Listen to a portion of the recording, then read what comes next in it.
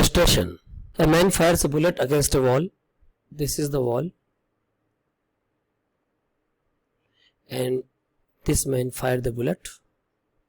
And hears an echo after 2 seconds. It means its sound is traveling from this to this distance. And then return back. And this time for echo is given to us 2 seconds. He walks 80 meters towards the wall. In the second situation, the person is here.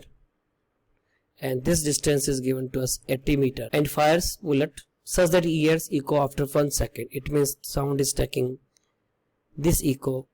Time for this echo I can say it is T2. This is T1. This time for echo is given to us 1 second. Find the distance from the wall to the second fired place. It means we have to calculate this distance, that is x, that we have to calculate. If I say this complete distance is d. So in the first situation, we will write distance equal to speed into time. Distance is d and d, that is 2d. And let speed of the sound is given to us v.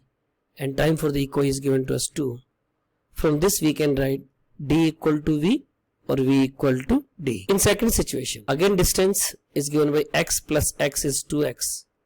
Speed is given to v and time for the echo is written as 1. What is the value of the x? X can be written as d minus at t. So we'll write 2 into d minus at t equal to v.